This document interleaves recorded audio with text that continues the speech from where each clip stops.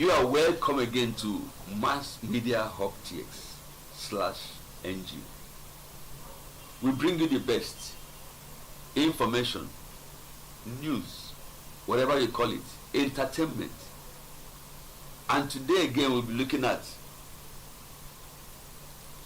the same topic we've been dealing on, redefining creativity with the power of AI. You know, when we talk about AI, some people begin to ask, what is AI? AI is artificial intelligence. And if you want to know more, come to Mass Media Hub. We don't just show, we train. We don't just train, we empower youths. Anyone who is ready and willing to get into the flow with us, just get to Mass Media Hub. Here you get us. And this afternoon with me to deliberate still on that same topic, redefining creativity with the power of AI, is a humanitarian personality, a child advocate. She's a feminist, if I must use that. She is. She fights for the rights of the women, the girl child, but I don't know why they keep forgetting the boy child. I don't know why. But maybe today she will tell us. She's not just a humanitarian personality, she's also an author. Yes, an author. She writes. So that what you don't hear from her mouth, you read from her book. I will allow you and allow her to introduce herself. That's my guest here, Freda Irabo. You're welcome. Thank you very much, sir. Welcome. Thank you. I am Freda Irabo. I'm a gender activist. Yes. But globally, I like to be called a gender advocate. Gender advocate. Yes, and I girls, and most especially and most importantly, I empower them educationally, socially, economically, the way and manner God has blessed us with the strength to empower. And I'm also an author, I'm an entrepreneur, I am an evangelist. Wow. Yeah. So at the end of this, we might have a short church service. Okay. Because if I allow you to begin to say all that we are, we might not even get into our program. So much in your profile, so much, because I have heard so much about you, and then I believe also that the whole world, in general, definitely will hear so much.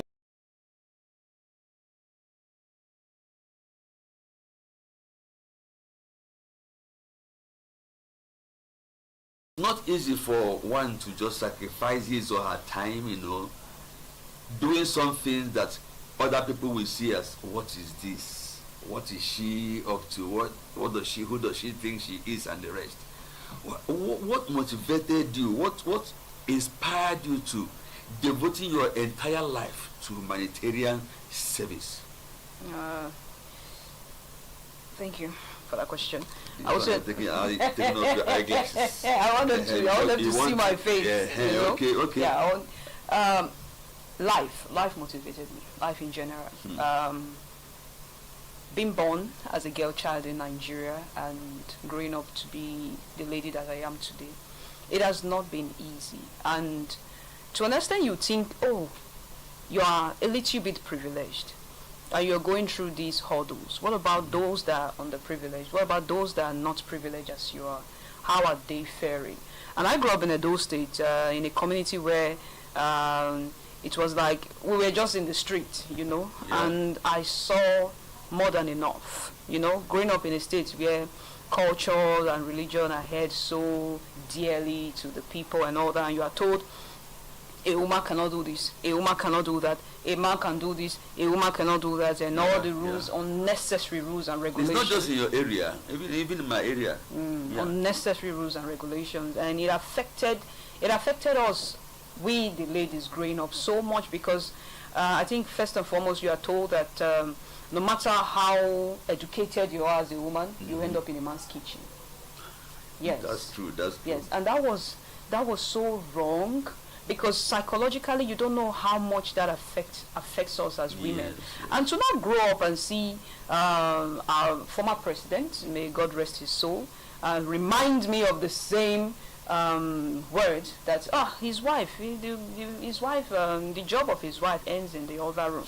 You know, this is enough to be motivated and say, okay, let us start standing up for ourselves, since we are the second-class citizens and we are the marginalized. So let's start standing up for ourselves. Yeah. Wow, I think I like that. While growing up, you saw all those things, and it was bottled in your spirit, and now you are trying to tell them that those things you saw must be rewritten. Yeah. Basically, that is what you are doing right now, and I think I like that. To go further, I understand that you had an outing. Was it yesterday? Yesterday. Yesterday, where you went to distribute some items to the IDPs. If you don't mind, can you tell us a little about the outing of yesterday? Oh yeah, I did an outreach for reusable pad. I gave out over hundreds of pads to the women and girls in IDP. Initially, we used to give normal pads, but there was a time, 5 years ago in this country, pad was 250 naira. Yeah. It rose to 500. Now it's over 2,000 naira. Now when it was 250, some of these women and girls could not afford it. They were still using cups, papers, tissues, and all those things that can cause them infection. Some of them use piece of clothes that can cause them infection. Not to talk of now that is now over 2,000 naira.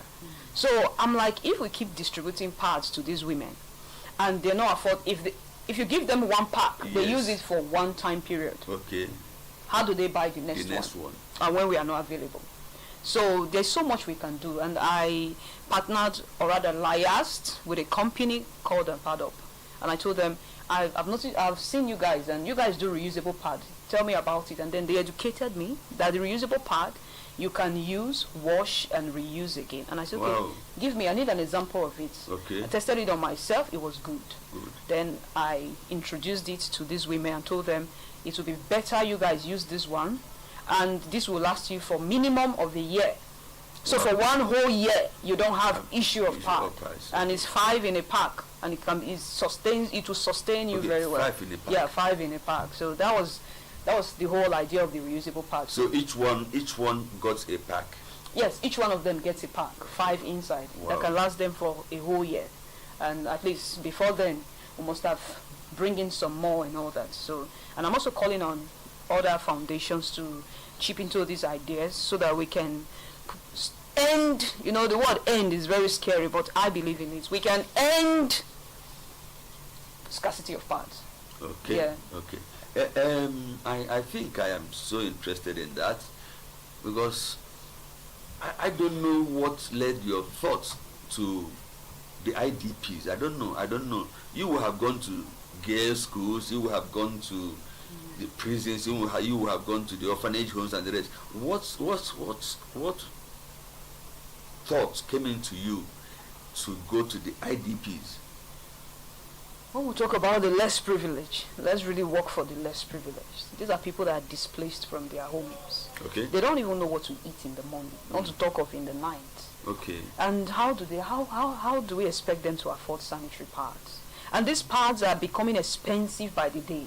And that's why when we call on government to say, subsidize these things. These are important materials that every month is a natural phenomenon. We must experience this thing every month. Subsidize these materials for us. It's as if we are talking on deaf ears.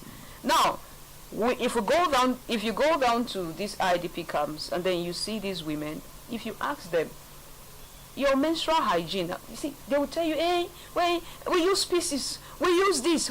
If they give you their complaints, that's enough motivation for you. Exactly. In fact, sometimes when you are thinking of, let me distribute food to them, when they will tell you that they don't need food, that they need their pads. Those They need, things. they need those sanitary pads. And then they'll tell you, can you put soap on it? Like yesterday they were telling me, can we get soap? I said, okay, we'll get you guys soap. To tell you that is what is most important to them. Not even the food. No. No matter how expensive pads is, we in the urban areas and all that, we can afford it. Yes, it's expensive. We are still crying. But we can afford it. The children in schools, their parents can afford it. But you see these ones that are displaced, that they don't even know what to eat in the morning or even at night. We need to actually assist them with these materials. That is touching, it's touching, it's touching. Our viewers, we are still on to Mass Media Hub TV, redefining creativity with the power of AI. And you might be asking exactly, what has humanitarian services got to do with AI? You will get to know very soon. Stay tuned. We're on break.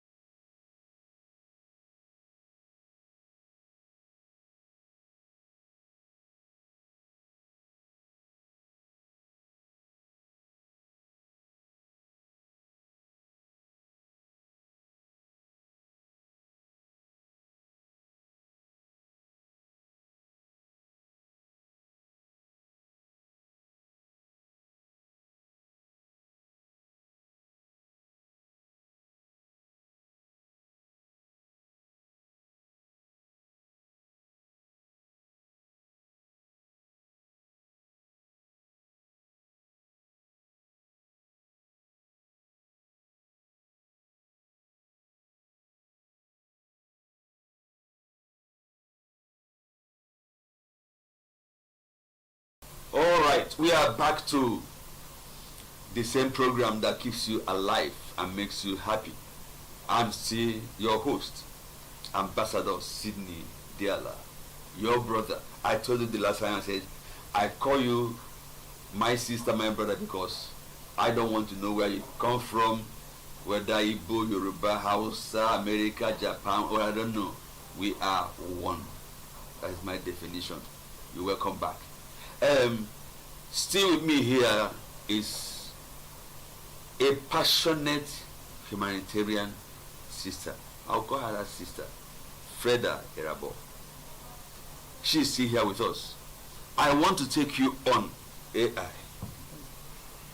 And I was thinking when you were talking, I was thinking, how will you begin to tell them about AI instead of giving them the pad, you know? But what I want to ask now is this: how can AI, be used in storytelling to address the issues of humanitarian life? That's very How can AI be used to address that issue as it borders on humanitarian? That's a very good question. I know a lot of persons have their own perception about AI, but for me, I think AI is more blessing than a curse. AI is more blessing than a curse. I love that. I love that. Thank you so much. Yeah, because over the years, we've had the oppressed, marginalized, and the voices that have been silenced. And over the years, we've had people that they didn't have direct access to education. Just like me, I use ChatGPT always, and I call it my PA. Yeah, a human cannot give me the same result that ChatGPT will give to me. God bless you. I tell ChatGPT to do something for me, and in less than a second, it has done it. And even when I feel, let me verify, I just tell it, ChatGPT, verify this your information for me.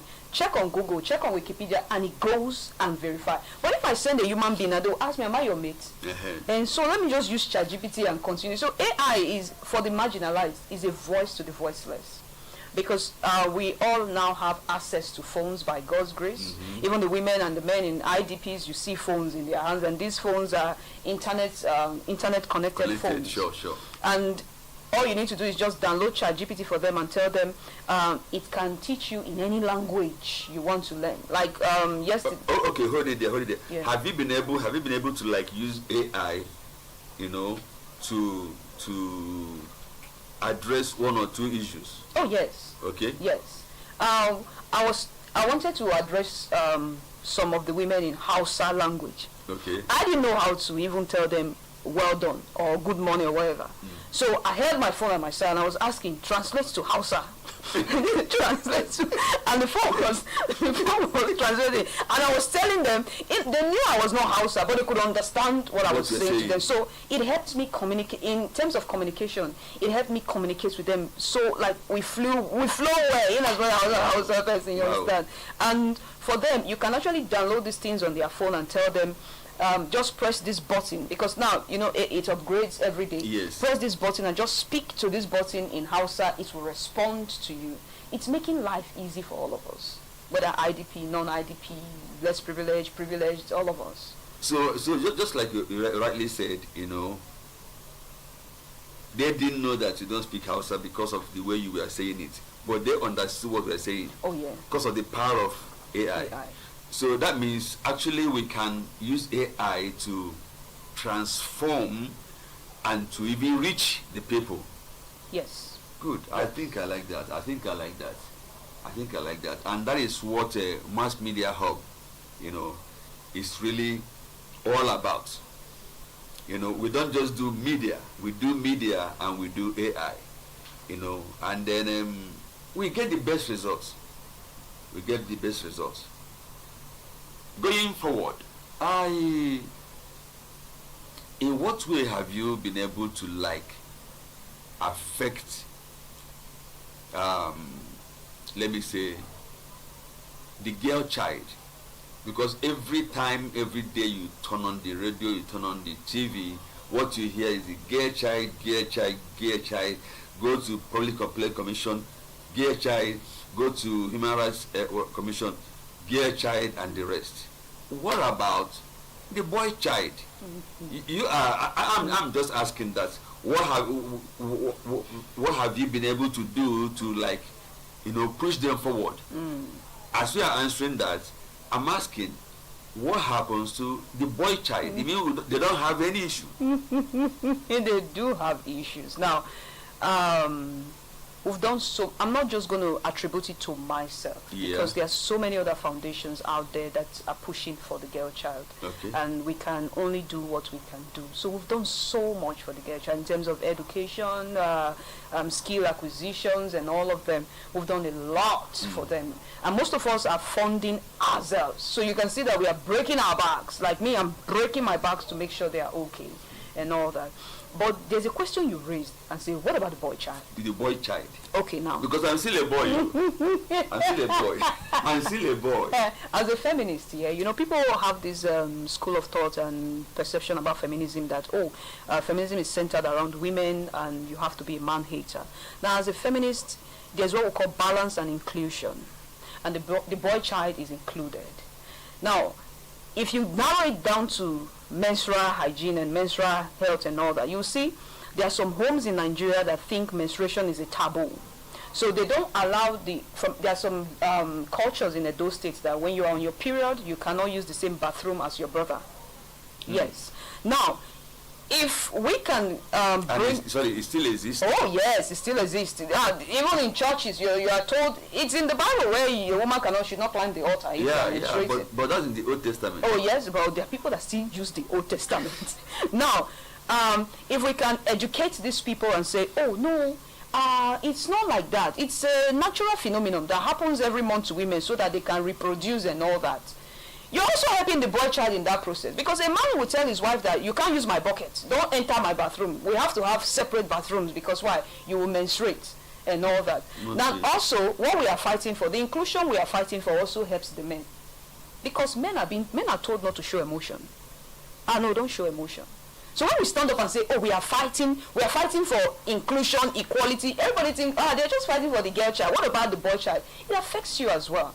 Because when we're saying, we say, oh, men, please, you can show emotions. You don't have to carry it all on your head.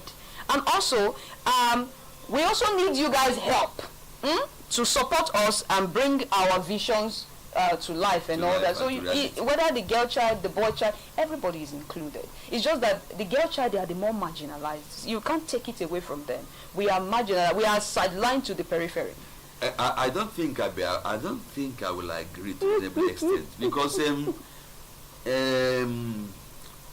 when you beat a child and that child goes into cry, it's different from when you beat a child and that child comes out to cry. Everybody sees the child crying, but the one that is crying inside, nobody knows. So some people have taken up this girl child thing on themselves, and that is why I think it's like a wildfire everywhere now. And I believe there are some people who have come up with this boy child issue just like the girl child. So I believe that while you are also fighting for the girl child, somehow find a way to like fine tune and chip in the boy child also. You know, it's not as if I'm I advocating for them, yes, or whatever. But then no. I think whatever we need to do, we must do it for inclusion, for inclusion, inclusivity. So there are foundations doing that. There are foundations also fighting for the boy child. Yes. But why you see that the girl child is so rampant everywhere is because whether you like it or not, they are the affected. You can see the rape victims everywhere, Ochayan, Karim, and all that.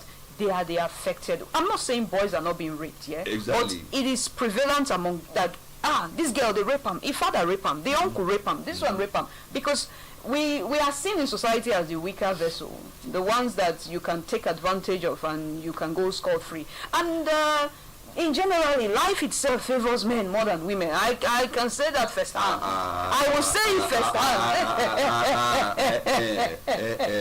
firsthand. Favors men. It favors men than men. Yes, it does. I have stood somewhere. My car broke down. I parked it and walked a little bit off the car, away from the car. And I saw people standing there too. A car drove past and stopped. I thought maybe one of my fans that know me or something like that. And I was walking towards the car. A lady just ran, opened the front door, and entered, shut the door. And the car drove off. I was looking at the car. I said, me, Uncle, you don't see me. And then, it's not just that. Listen, if I have a quarrel with you now, the next thing is, why are you quarreling with her? Are you not a man? Am I right or wrong? Yeah, you're correct. Because if you say it favors men more, I will tell you no. Let me give you instances. I'll give you life instance, not everyday happenings on individual differences, because I can see you and your car break down, I'll pick you up. And a man will see you, Mr. Jide can see you and pick you up. Where I park because you know me very well. Because you know me very well. No, there are kind people and there are people that are not kind. But when I say it favors men than women, I'm narrowing it down to our everyday experience, that you have to do twice the work of a man to be recognized. Okay. Yes, you have to do twice. And also, you are being told not to be loud, not to be bold. I've seen, a pastor told me, Afrida, all this money you are making, because I do dredging and haulage. Okay. Yes, I mean, they call it a man's field. I don't see any field that a man owns. Anything can be done. And the pastor told me, all this money you are making, it will scare your future husband. You know, men don't like women that are too independent. You look as if you want to override them. Now, these are things society tells. I just give you an instance where women are told that no matter the education we acquire in this world, we will be reduced to the kitchen. And then you go out there and you go canvass for opportunities and you are not being given, not because you are not qualified, but because you are not a woman, because you are not a man. And they tell you, you cannot do it. You can't do it. You don't get strength. You can't do it. But you are telling yourself that, but I have more sense than this guy. Now, this one is brain work. It has nothing to do with strength and all that. We are always sidelined. No. See, if you say sideline, you use the word, you can't do it. there are jobs that we see that women shouldn't handle it because of the stress in it. But these days, like rightly said, there is no job that a woman cannot do. 2, 3, 4 days ago, I ordered for a ride. Lo and behold, who did I see? A lady. Yeah. I said, okay. That was my second time. I said, I am glad though. She said, why? I said, because a lady is coming to carry me. She smiled. He said, sir, this is what I do for a living. I have seen a lady mechanic. I have seen a lady conductor. But these are hazardous kind of duties, you know. So when they say no, you can't do it, does not mean that they want to deprive you of that assignment or that duty. They are invariably trying to like save your strength. So from my own point of view, that's the way I see it. Yeah, but and we are telling them, don't save my strength. It's not for you to save. That's why we are not in Senate. Look at over 300 people in Senate. I can count how many women. I can single-handedly pick them out. If they are more than 10, they are not up to 10. Don't say, leave us. Let us be the ones to tell you that, oh, I can't do it. My power not reach them. I've seen women that are stronger than men. I am stronger than most of my colleagues in my field. So if you want to tell me now that I play football, and most times I'm in the field, I play with men. You look it. I play football. And I play with men. Most times I'm in the field and they're like, I will hit somebody and you fall. You say, because now woman, I don't want. I hit you, you fall, you don't get strength. Just accept the fact you are not strong. And then they say, I live and make it score because the woman, I don't score. You don't score. Yeah, so leave the rhetorics. Leave it. Let me be the one to say that, oh, I can't do it because my strength is not enough to do that job. I'm not you dictating it for me, you know. I think from what you're saying, I think Nigerian super egos, I think it's high time they pick some ladies, mix up with. I was saying that the other day. Mix up with our men, you know. Yeah. Because from what you just said right now, and seeing your physique, I think you can be a very good defender. That is a fact. Because these women, Super Falcons, they've brought the trophy home 11 times, yeah? Yeah. I think they've played 13 times and brought it back 11 times. Yes. I can't. How many times has our men brought it back? Let's not go into that. Let's not go into that. Let's not go into that. Freda, let me take you through this. In what way have you seen creativity, you know, playing a part or a role in your assignment, in the duty you are doing, you know, in this work you are doing? How have you been able to find creativity, you know, work in the work you are doing? In what way has creativity plays a role in this work I'm doing? Yes. In every way, in every way. Do you know the joy it gives you when you are looking at women? They are sewing by themselves, and you know that thing they are doing is going to give them money. This is even personal to me, and to them, just engaging them in doing something. You know, an idle mind is the devil's workshop. Yeah. And now you've engaged them. You're like, oh, you sold this 15 fabric, and so let's see if we can sell it and who will buy it and all that. And they are doing it with so much joy. Yeah. In fact, you just buy sewing machine for them and they're already happy. When they see sewing machine, they feel they have made it in life. You know, the joy it gives, yeah. It's I can't explain it. That's why people don't understand why we are so passionate about humanitarianism and all that. I cannot explain that. Creativity plays a whole lot of roles, a whole lot. Life is about creativity. Even you, when you were putting on this clothes, you had to say, I want to wear a grey shoe, these jeans and all. And when you put on, you're like, man, I look good. It makes you just feel happy. Oh man, I look good. And you look good. You know, when you were talking, it made me remember something. You know, because when we say creativity, it's like we only look at the angle of filmmaking, mostly filmmaking, acting, so to say, creativity. You know, but we don't see the other side of it, the act. Yeah. People that draw, as you are sitting right now, they are like carving you. By the time they show you the picture, you will think it's your snap picture that they placed there. You know, creativity is in diverse forms. Diverse forms. You understand? Yeah. So when you talk about giving them a machine and you see them sewing, that is being creative. Of also. course. And that's like you rightly said, we can bring in AI into it. Of course, definitely. Maybe something you don't know how to do, you can go and ask your AI, and you can ask in Hausa, you can and ask it in Hausa. responds to you back in Hausa. It Yeah. responds. I like that. I like that. Okay. What AI tools do you have as a material, to further your NGO? Big ups to anybody that came up with the ChatGPT idea. You see, ChatGPT and Canva, Yeah. I can't do without them. I'm married to them. Wow. ChatGPT is my PA. Canva is my O. Who joined two?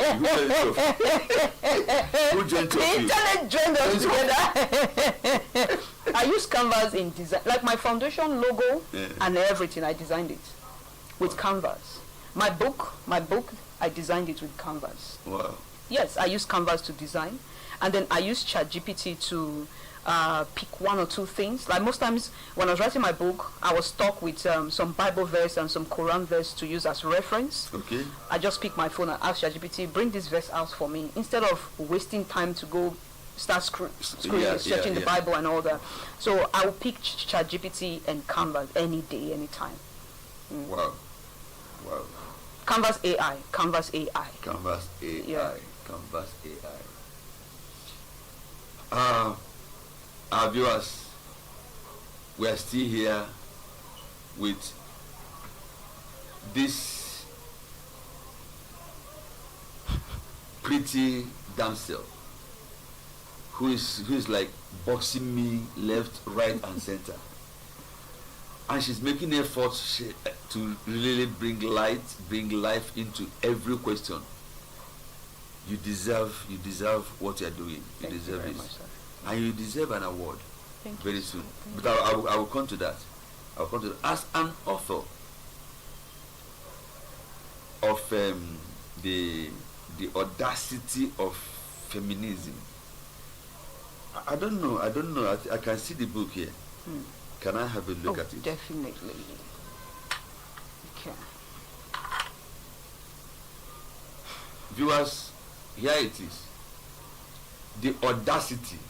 When I heard that word audacity, like someone will ask you, who gave you the audacity to do that? That single word alone, before I saw feminism, that one shook me. I say, I would love to read this book. And here it is. And she is the author, not just going out there to do a humanitarian service. I don't know if this is part of humanitarian service. I don't know if you are going about sharing the book. I don't know. So that let's begin the sharing here in the studio. Yes. I think I will ask one question again. How can we develop creative humanitarian activities, or programs in schools, youth gatherings places, and things like that? How can we create a humanitarian forum, in such places, like going to schools, going to maybe where youths gather, to develop our creative humanitarian program? Okay. When we talk about creativity, I am a believer. I don't like our traditional kind of education. Let me put that out there. Okay. I'm a believer that people should enjoy what they do. Creativity is about you should enjoy. If I decide to be a tailor today, it's because I enjoy sewing clothes. Sure. I enjoy looking at you and knowing that you look good because I sew everything that's on you. Yeah. So I feel, firstly, we must ask the people, whether IDP, whether schools, whether youth gathering, wherever, ask them, what is that thing you are passionate about? What is that thing you want to do? Do you want to be an interior decorator? Do you want to be, what is that thing you are most passionate about? And then that's the start. You start empowering them with that thing. You start educating them, getting people to train them on it. And just like you are here, you're very good in hosting. It's creativity. Even to put this clothes together, I came and I'm like, wow, it looks good. You are very creative to know what to wear. Yeah, and so I never knew you were going to wear jeans. and we wore jeans. We were matching. And we were matching. We wore black. Oh, and we are fair. And we are fair. So it's creativity at the end of the Exactly, day. So exactly. it's knowing what they want and then empowering them with it. Yeah, that's how I'm just going to answer that question. That's good. That's good. That's good. Is there an extent you will get to in this girl child thing that one we can say is enough? Is there anything like it's enough in fighting for the girl child? It's never going to, if it was enough, then by now, I think we have, almost everybody practice their own different religion. Would have said, it's enough. We are not all religious. I don't want to use the word bigots, so it's enough. Yeah. It's never enough. Until we get to the point where we look at it and say, okay, there's a balance. And there's never going to be a balance. You keep fighting. I don't think it will ever be enough. You will always watch the news and see a 9-year-old child in Somalia pregnant. It will piss you off. So even when you are succeeding, let's assume we succeed in balancing it in Nigeria, and you are in your room, and you turn on the TV, and you're like a 9-year-old child in Somalia. The next flight to Somalia. So it's never enough until we preach the word around the whole world, and until people start buying. And how many persons can you convince? Even Jesus, he was not done convincing us before we killed him. So it's never enough. Freda Irabo, the way you answer these questions is like you inside of you is like AI. Once I ask, it pops up. You know. Thank you very much. I want to also add this question: what unique challenges do you think that women encounter? You know, or when they walk into this arena of leaders in humanitarian pursuits? Gender bias. Gender bias. Gender bias. Yes, gender bias and finances. That's aside. But you see the gender bias. You are canvassing for. You wrote a proposal and submitted. Let's say you're like, oh, I want to be the leader of the whole IDP camp in Nigeria. I want to be the one distributing this particular stuff to them. And somebody's telling you, you cannot do it, or you are a woman. Come with a man, or let this man, let him do it. You can't do it, you are a woman. Gender bias. In leadership, you have to do ×2 the work to be recognized, and it's not fair. Because if you check, I'm not trying to put the men down, but women do more. Women do more because we are natural nurturers. We are natural. Natural. Of course, we are natural. Women are. Write that one down. We are natural nurturers. Natural.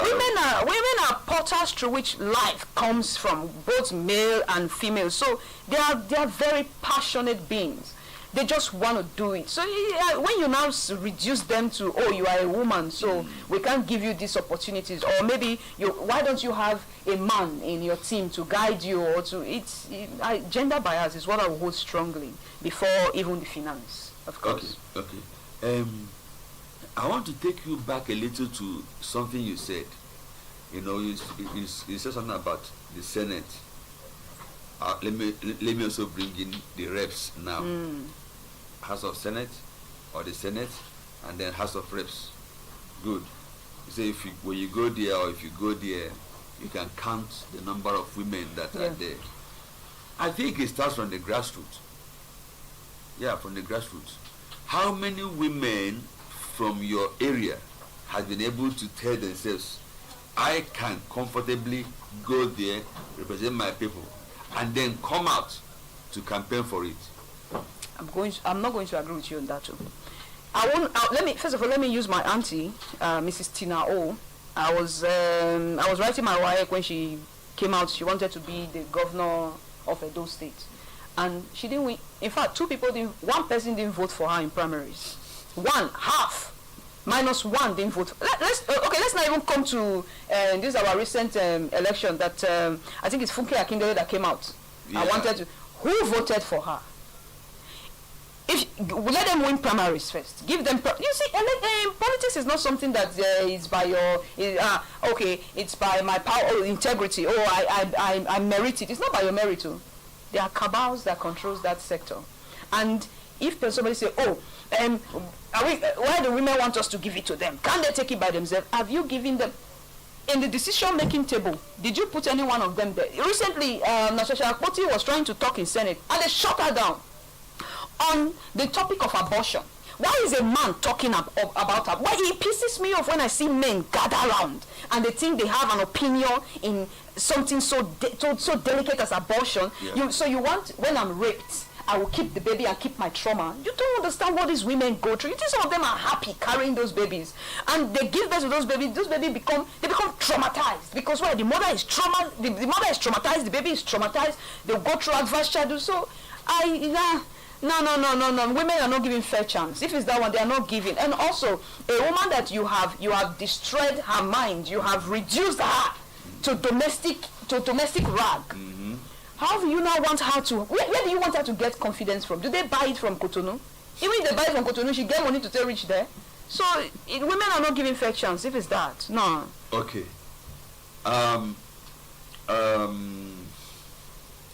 Viewers, we are still here talking about redefining, recreating creativity with the power of AI. Just take this break.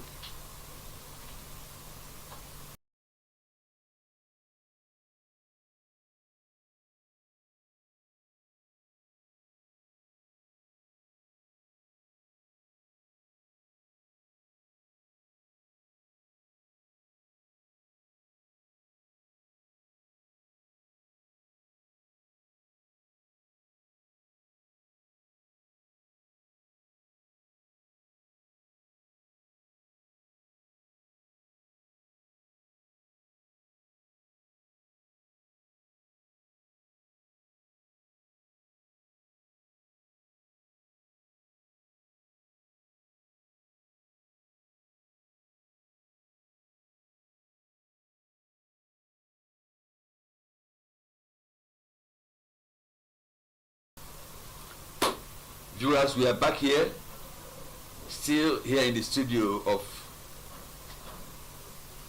Mass Media Hub. Like I told you, we bring you the best.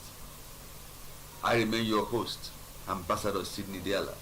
And with me in the studio is still Freda Erabo, who's been taking me from one point to another point, one point to another point. I'm looking like I am the one she's interviewing, but all is good. I have just two more questions before we round up. Two more questions. How do you think that universities, not just universities can contribute to innovative humanitarian efforts? Partnership, yeah, collaboration. Yes, universities can collaborate. Like I was Rotary's vice president, District 9141, Sapele Gateway. Okay. And if there's one thing I love about Rotary is the Rotaract Club. The Rotaract clubs are clubs that we have in universities, polytechnics, college of educations, and then we partner with the students and know what they want in school, what the school is lacking, what they are lacking in their academics and all that. And I think collaboration, universities should be open to collaborating with foundations. Yeah, they should see foundations that people have come to help and not to destroy. It's not a political thing. It's a humanitarian stuff. You just tell us what you want, and then except we can't do expo for you in exam though. Yeah. But just tell us what you want, and then if it's in our power, we'll give back to you. Yeah. I think I like that. Yeah. Do you have plans towards that? Oh, definitely, because I'm trying to get the youths into. We complain about politics in Nigeria, but we are not seeing that even we ourselves, we are lacking involvement. We don't like to be involved. So I'm trying to bring the youth into politics. Of course, I'll collaborate with universities when I get there. Okay. My last question for you today.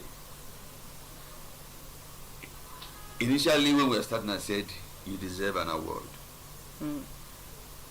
And my last question for you is this: would you support an award night that will reward creative humanitarian persons like they say, happening at Transcorp or at Sheraton is night of awarding or night of giving back to the people that have been able to like touch lives,